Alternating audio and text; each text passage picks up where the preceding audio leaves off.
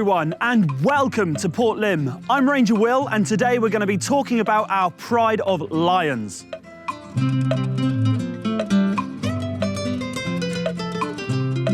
Now, before I start talking about the lions that we have here at Port Lympne, all I'm going to do is introduce you to our huge lion enclosure. It's massive, and it allows the lions within to really run around, stretch their legs, have a really lovely play. Just gives them that type of enrichment that they need from an enclosure. The size is amazing. However, if it was just a bland empty field, they wouldn't really get the benefit of it. So we are always going to be doing further work. At the moment, what we've got in there, just behind me, we have these huge logs. Now, they don't seem like much, but to a lion, to a cat, these logs are great. It's something to sit on, it's something to play around on. They've already started playing hide and seek around them, and cats need to stretch their claws, and it's something to really get their claws into. Just like if you've got house cats, you might have a scratching post at home. Other parts of the enclosure, they're very hilly. To my right and to my left, we've got these two huge mounds. They have already been seen sitting up top, surveying the scenery, just like you'd imagine lions to do in the wild. We have rivers running through there, so they have a natural source of water, and it's very difficult to see from the walking route, but they do have a pool of water in there. So if they did want to go for a swim in the summer, they have that ability as well. Enough about the enclosure and on to the animals within. So the pride of lions that live inside this enclosure are a beautiful pride of 7, and they have been growing in recent years. So like all prides, there's that male, the male in charge and the protector of that pride. He's the guy that walks around protecting the territory, keeping everyone safe. The male in our pride is named Adras. He's an exceptionally beautiful boy and very, very photogenic. Let's talk about the mum, Udrika. She has an amazing attitude, a real presence to the pride, and she's shown herself to be a spectacular mother. The children she has had with Adras are wonderful. They really show traits from both, just like all of our children do. You have the two larger cubs, who to you might not look like cubs anymore. They're two older girls. They are very, very similar size to mum. You can tell them apart if you see the three together. Udrika hasn't got that striking sort of brown tuft at the end of her tail. So that's how you can tell her two older girls apart from her. The other three inside the enclosure are the three youngest cubs. At this point in time, they're very easy to spot compared to the other lot because they're very small. They were born on the 14th of June, 2021, so earlier this year, and they are, like all children, growing very, very fast, developing into their own attitudes and really starting to play heavy with the others and with each other, biting and scratching, much to Dad's annoyance.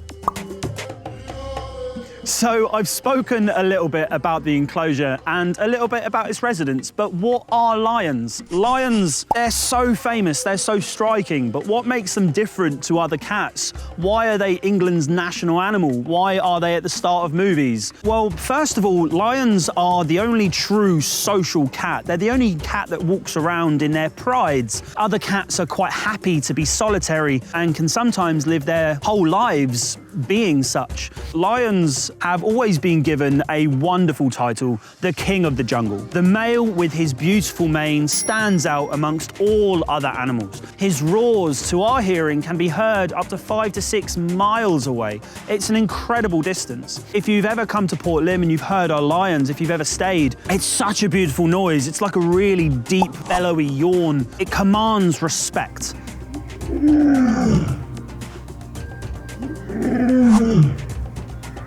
The reason why they do that is to assert their territory in the wild. As a pride, they need to hold on to a larger territory for the resources. Other cats like tigers and leopards have similar sized ranges of territory, but they're a bit more relaxed on it. The male needs to make sure that he protects the pride wherever they are. The more lions he has, the harder his job. Lions are stalking cats. They're not like the cheetah. They cannot do that really fast sprint over the big plains. They'll hunker down, they'll crawl, and they'll stalk as close as they can to get to their prey. And then once they reckon they're close enough, they can sprint up to about 40-45 miles an hour, and they're built for a wrestle.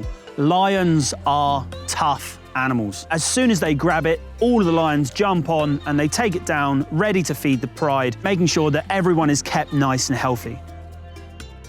That's wild. What does that mean for Port Lympne and captive lions in general? They can't hunt here. They can't stalk here, as much as they try and catch the pigeons. What we need to do is make sure they're kept not just physically fit, but mentally fit as well. In the wild, they'll be having to think about scavengers trying to nick their food, other lions protecting their territory, and where the food is and how to get water. All those worries are removed from here. So what do we do? Well, first off, as successful as they might seem, lions do not eat every day in the wild. They can go up to 2 weeks without eating. So we don't feed them every day here in captivity. What we do is we assess this is going to sound funny, but the belly shape of our lions. We never feed them the same amount of food and the same duration of days apart. If we give them a very large feed, that feed will make sure that they stay fed for a good few days, maybe even a week. So if they're still looking quite bloated, we know that we can hold off for another day, making sure that they then process all the food,